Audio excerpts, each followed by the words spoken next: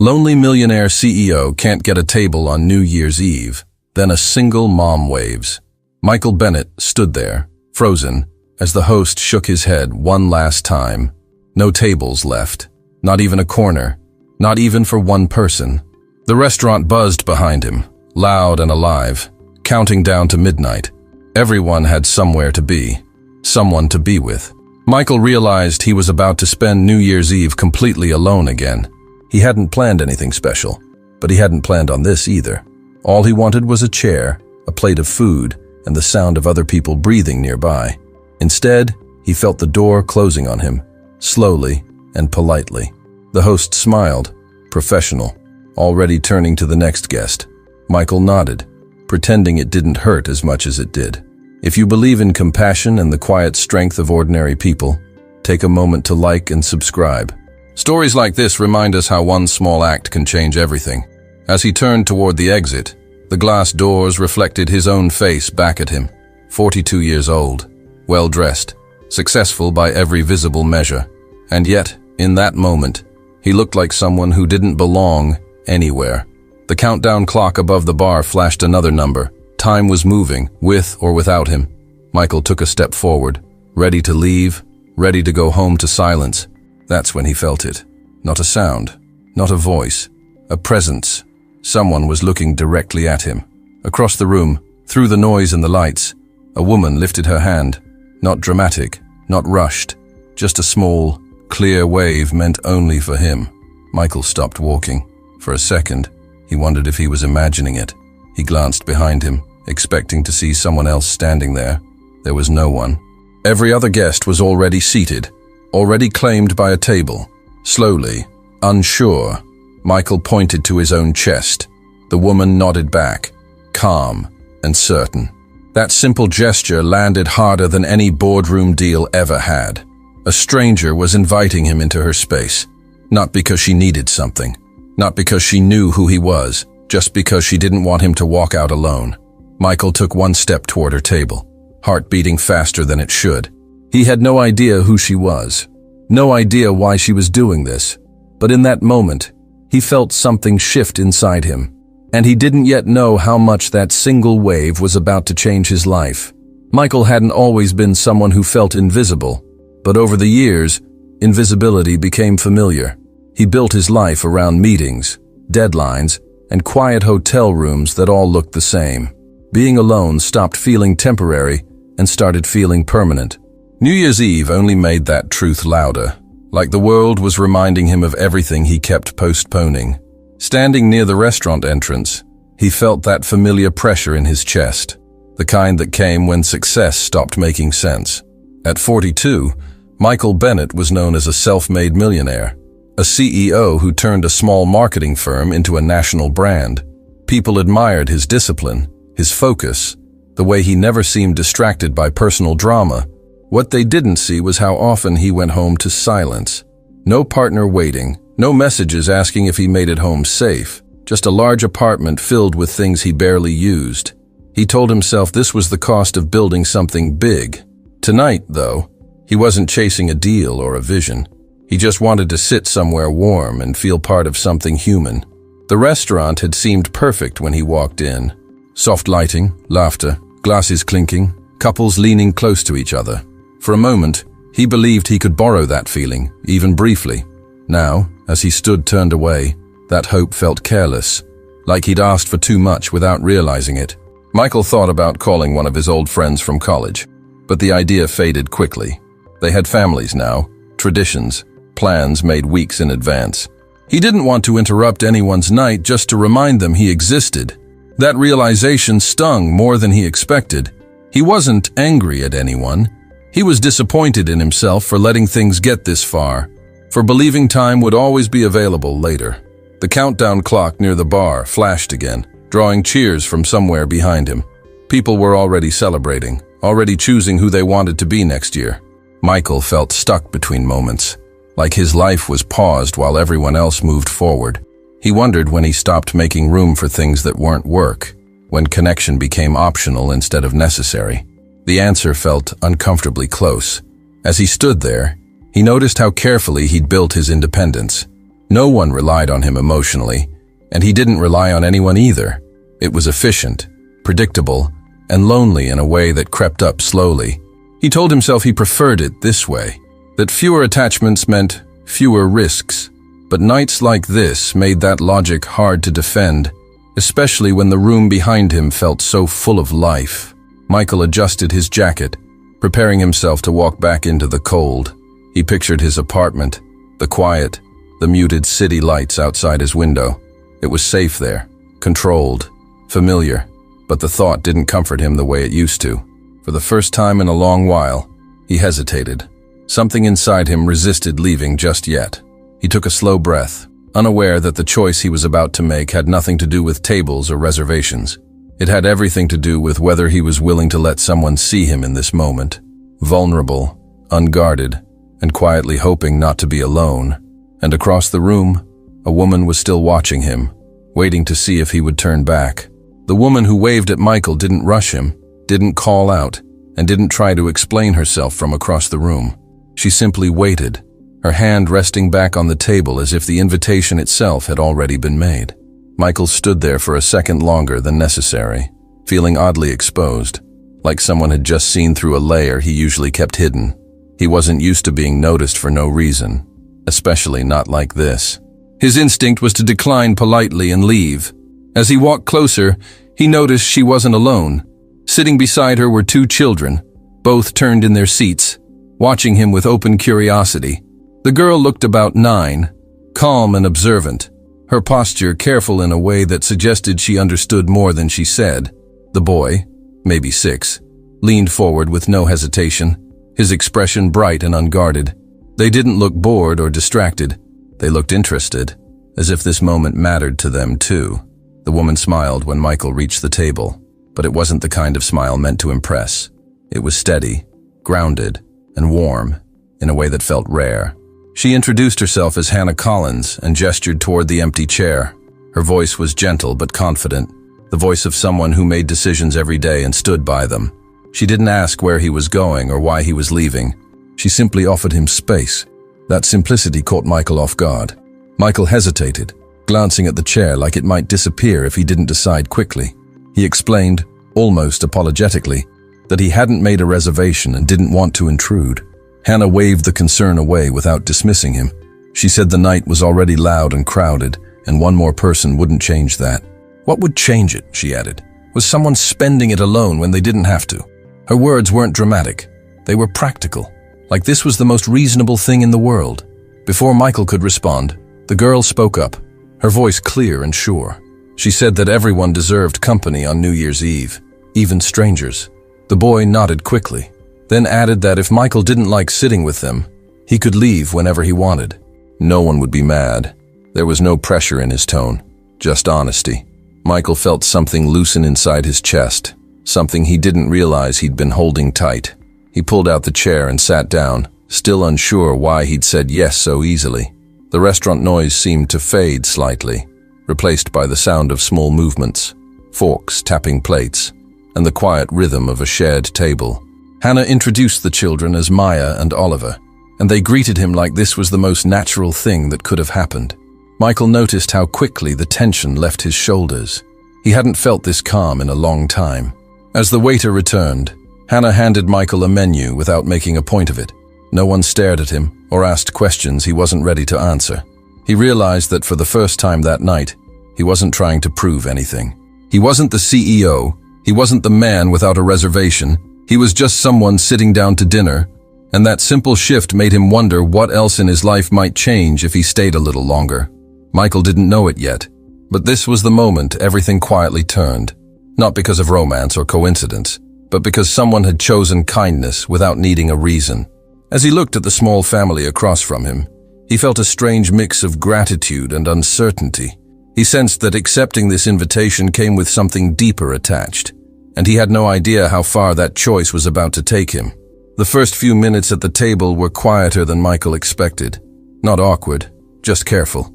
He noticed how Hannah kept an eye on the kids while still giving him her full attention, like she was used to balancing different worlds at once. Michael answered questions simply, saying he worked in business and traveled often, leaving out titles and numbers that usually defined him. No one pushed for details. That absence of curiosity felt oddly comforting, as if he'd been allowed to rest from himself. As the conversation unfolded, Michael became more aware of his own discomfort, not with them, but with his role at the table. He didn't know where to put his hands, when to speak, or how much space he was allowed to take. Every instinct he had was trained for control, not connection. Sitting there, he felt exposed in a way no boardroom had ever made him feel. He realized how little practice he had being present without an agenda.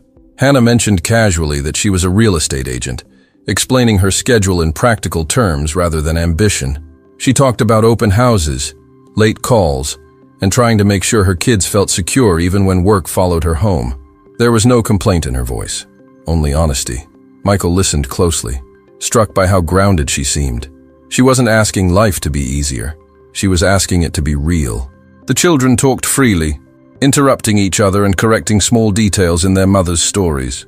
Maya spoke with careful confidence, while Oliver filled gaps with enthusiasm that made Michael smile without realizing it. He found himself reacting before thinking, nodding, laughing softly, engaging in ways that felt unfamiliar but welcome. The table didn't feel like a performance. It felt lived in. That scared him more than silence ever had. Michael noticed the way other diners glanced at their table, some smiling, others barely registering what was happening. From the outside, this probably looked ordinary, a small family sharing a meal. But inside him, something fragile was forming. He felt the weight of how alone he'd been without ever naming it. Sitting there made that truth impossible to ignore. He wasn't just a man without a table. He was a man without roots. When the waiter returned, Michael instinctively reached for his wallet, then stopped himself. Hannah ordered confidently, already knowing what the kids wanted. There was a rhythm to their interaction that made Michael feel like a guest in someone else's world. A welcome guest, but still an outsider. That realization stirred a quiet fear in him. What if he stayed too long? What if he started wanting something he didn't know how to hold? As plates arrived, Michael found himself eating slower than usual, paying attention to the sounds and movements around him. The clink of silverware, the low hum of conversation, Oliver's excitement over dessert options. These were small things, but they carried weight. They made the night feel anchored. Michael felt his chest tighten, not from sadness, but from a sense of loss he hadn't allowed himself to feel before. He realized that this table represented everything he'd avoided building: routine, noise, shared moments that didn't revolve around achievement. The vulnerability crept in quietly, making his success feel distant and irrelevant. For the first time that evening, Michael wondered what would happen when the night ended, whether this feeling would disappear as easily as it arrived, and whether he was ready to face what that might mean. Michael kept eating, listening, staying, but beneath his calm exterior, a deeper fear was taking shape. He sensed that this kindness wasn't temporary in the way he wanted it to be. It was opening something he'd sealed off a long time ago, and once opened, he wasn't sure he could close it again without consequence. As the dinner continued, Michael began to notice details he would normally overlook, small gestures that revealed more than words ever could. Hannah cut Oliver's food without interrupting her sentence, her movements automatic and practiced. Maya listened carefully, stepping in only when she felt it mattered, already carrying a quiet sense of responsibility. This wasn't chaos or perfection, just life unfolding naturally at a table. Michael felt strangely calm watching it, like he had stumbled into a rhythm he didn't know he was missing. Conversation shifted from polite introductions to something more relaxed, and Michael found himself answering questions without filtering every response. He talked about travel, about hotels that all looked the same, about how work filled time but not space. He avoided talking about money, not because he was hiding, but because it suddenly felt irrelevant. Hannah didn't push or pry, and that absence of pressure made him speak more freely than he expected. It felt safe to be ordinary here. At one point, Hannah asked if he lived nearby, and Michael hesitated before answering honestly that he lived alone. The word landed heavier than he intended, and he noticed how Maya looked up at him with curiosity rather than pity. Oliver asked if that meant Michael could watch whatever he wanted on TV, and the table laughed. The moment broke the tension gently, without dismissing it. Michael realized how rarely his vulnerability had been met with something so light. As dessert menus arrived, Michael offered to pay again, more out of habit than intention. Hannah declined firmly but kindly, explaining that this night was already planned and paid for. There was no defensiveness in her tone, just clarity. Michael nodded, accepting it, and felt a strange relief in letting go of control. For once, his value wasn't tied to what he could provide. He was simply included. When the waiter cleared the plates, the energy in the restaurant shifted as midnight drew closer. People stood, leaned closer to one another, phones appearing in hands. Hannah gathered her coat and helped the kids, already preparing for the next moment. Michael hesitated, unsure whether he was meant to follow or step aside. Hannah looked at him and said they were going outside to watch the fireworks if he wanted to join. The invitation felt open, not obligated. Outside, the cold air hit Michael's face sharply, grounding him. The city buzzed with anticipation, strangers gathering shoulder to shoulder, counting down together. Oliver grabbed Hannah's hand, and Maya stood close, her coat pulled tight. Michael stood slightly apart, not wanting to intrude, until Hannah shifted to make room beside her. The gesture was subtle, but it mattered. Michael stepped closer, feeling oddly nervous. As fireworks lit the sky, Michael watched the children's faces more than the colors above them. Their excitement was unfiltered, genuine, untouched by expectation. Hannah smiled, but there was something thoughtful behind her expression, as if she were holding both joy and caution at once. Michael felt an unexpected ache, realizing how long it had been since he'd shared a moment like this with anyone. The noise, the light, the closeness stirred something deep and unfamiliar. When the final fireworks faded, Oliver looked up at Michael and mentioned casually that his birthday was the next day. He said it like it was the most important fact in the world, full of quiet hope. Michael smiled and wished him a happy early birthday without thinking much of it. He didn't know yet that this small comment would pull him further into their lives, or that saying yes later would become harder to undo than any business decision he'd ever made. Michael didn't think much about the birthday invitation that night, at least not at first. He smiled, said something polite, and assumed it would fade into memory like so many moments before. But the next morning, the thought returned quietly. Sitting with him as he drank his coffee alone, he realized no one had invited him anywhere in years without wanting something in return. This felt different, lighter, and that made it harder to ignore. He showed up the next afternoon carrying a simple cake from a small neighborhood bakery, unsure if he was crossing a line. Hannah looked surprised when she opened the door, then smiled in a way that felt genuine rather than polite. The kids reacted first, excited that he remembered, pulling him inside before he could overthink it. Michael felt awkward standing in the living room, noticing toys on the floor and drawings taped to the fridge. It felt intimate in a way he wasn't prepared for. The birthday was modest, just the three of them and now him, gathered around a small table. There were no decorations meant to impress, only laughter and quiet moments that filled the space naturally. Michael found himself sitting on the floor at one point, helping Oliver open a gift from his mother. He didn't know when he'd stopped checking his phone or thinking about work. He only knew that time felt slower here and somehow fuller. Over the following weeks, Michael kept finding reasons to show up without forcing himself into their routine. He joined them for a casual dinner, then another, always asking first, always giving Hannah space to say no. She never treated his presence like a favor or a burden, only something that required honesty. Michael noticed how carefully she protected her children's stability, and he respected that boundary. Helping wasn't about fixing their lives. It was about being consistent. Michael's instinct was to do more, to organize experiences, to turn moments into something bigger. He caught himself suggesting expensive outings, then stopped short when he saw Hannah hesitate. She reminded him gently that what the kids needed most was reliability, not excitement. That conversation stayed with him longer than she knew. He realized how often he'd tried to replace presence with provision. Here, that approach didn't work. As he adjusted, Michael began learning how to be useful in quieter ways. He helped with homework, listened to stories that went nowhere, and sat through moments of boredom without rushing to fill them.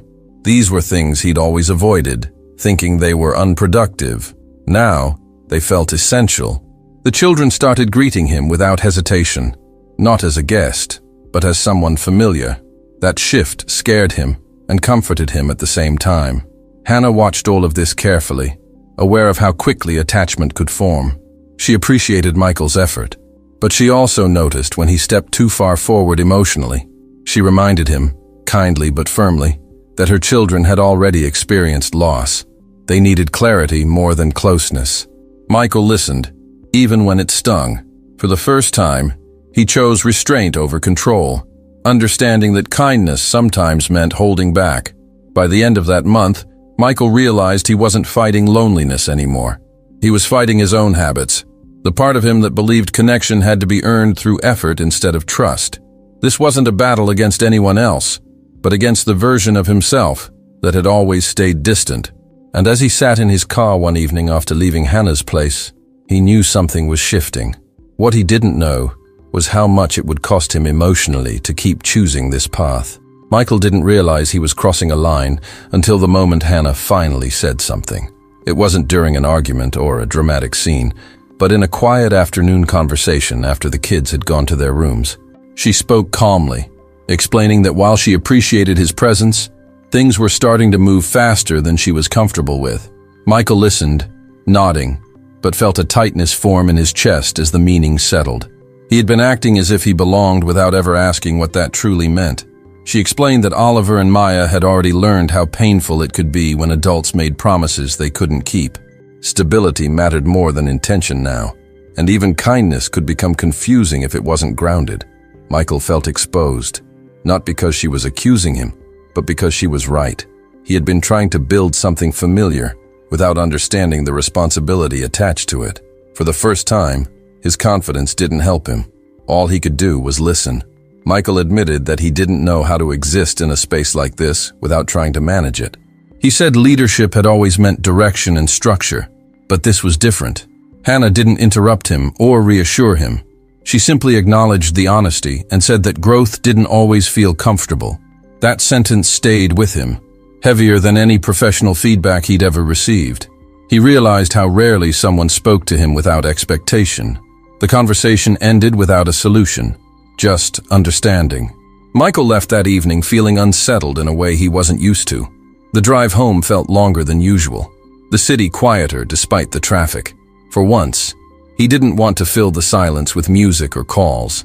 He needed to sit with what he'd heard. The idea that kindness alone wasn't enough if it ignored boundaries changed how he saw everything he'd done so far. Over the next few days, Michael chose distance, not because he was hurt, but because he was trying to learn. He didn't show up unannounced or send constant messages. Instead, he waited. The restraint felt unnatural, almost painful, like resisting an instinct that had always guided him. He worried that stepping back might look like abandonment. At the same time, he knew staying without change would do more harm than good. Hannah noticed the shift immediately. She saw that Michael was respecting the space she'd asked for without disappearing entirely. That mattered more than words. She explained the change to the kids simply, saying Michael was busy and needed some time. Oliver accepted the answer easily, but Maya asked questions Hannah didn't fully answer.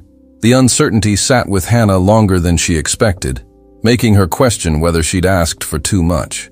Michael spent those weeks reflecting on what he truly wanted. He had always thought family was something you built through provision and protection. Now he understood it required patience, humility, and the ability to stay even when you felt unsure. This realization wasn't dramatic or inspiring. It was uncomfortable and slow, and yet it felt more honest than anything he'd experienced before. By the time Michael reached out again, he wasn't asking to return to what they had. He was asking if there was space to start differently. He didn't promise change or offer explanations. He simply said he was learning how to be present without taking over. Hannah read the message carefully, feeling both relief and caution. She didn't answer right away, because what came next would define whether this connection could survive on truth alone. When Michael returned to Hannah's life, he did so with a different posture, quieter and more deliberate, as if he finally understood that presence was not something you claimed, but something you earned over time. He didn't arrive with plans or suggestions, only a willingness to listen and adapt. Hannah noticed the change immediately, not because he explained himself, but because he stopped trying to anticipate needs before they were spoken. That shift softened something in her that had been tense for weeks. Still, she remained cautious, aware of how easily good intentions could slip back into old patterns. The kids responded first, greeting Michael with warmth but less expectation than before. Oliver talked freely about school and small victories, while Maya observed more closely, measuring consistency rather than excitement. Michael respected that distance, understanding that trust wasn't rebuilt through gestures but through repetition. He showed up when invited, left when it was time, and never pushed for more. Learning this balance felt like starting over emotionally, but it also felt honest. External pressure didn't disappear just because Michael changed. Hannah's family voiced concern, asking questions about intentions and stability she couldn't fully answer yet. Michael sensed the tension without being pulled into it, and it reminded him that kindness carried responsibility. This connection wasn't only about how he felt, but about how his presence affected an entire system built on protection. For the first time, he accepted that reality without defensiveness. Michael faced doubts from his own world as well, colleagues questioning why his priorities seemed different. He didn't justify himself. Instead, he allowed uncertainty to exist alongside responsibility, something he had never done before. The contrast between professional certainty and personal vulnerability no longer felt like weakness. It felt like a line